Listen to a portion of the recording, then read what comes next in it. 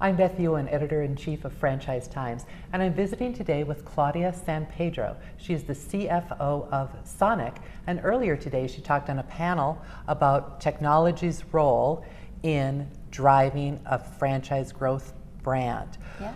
What can you share with us about what technology can do for a company like Sonic? Well, we are very excited because we are a chain of drive-in restaurants, and so when you pull onto our drive-in restaurant, you have anywhere from 18 to 24 stalls, and we really consider it a much more a better enhanced consumer experience because the customer controls the process from the very beginning. When you pull into that stall, much better drive-through experience. There's no one in front of you, no one behind you, so if you need 5 minutes to look at the menu before you place your order, you can do that. Or if you want to push the button, you can immediately do that. And the role of technology is really important now because when we have you in that spot, we're in the midst of rolling out a new point of sale system and digital menu boards in each of those stalls. And what that allows us to do is, and its most infant stages right now, day part appropriate messaging. But over time, starting to really deliver a much more customized and personalized message in that stall with that digital menu board for that consumer. So as we connect, we have a mobile app that does payment features right now.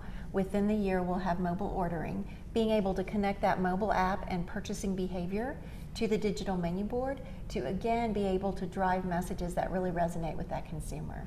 That sounds so interesting. You know, our staff did a story about hot dogs, and we went to Sonic, and I did experience that interactive. It sounds like it's even going to get better and more enhanced. Yes, absolutely. So right now we've got about 2/3 of our system with the new POS system and the new digital menu boards.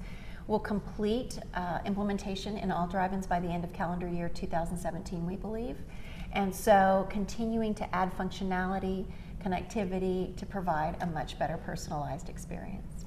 Well, let me ask you, about another function of the CFO, cost controls. Yes. So what's your biggest challenge in that area? And I'm guessing I could probably guess, and how do you deal with it at Sonic? Sure, so there has been a lot of buzz about labor costs recently.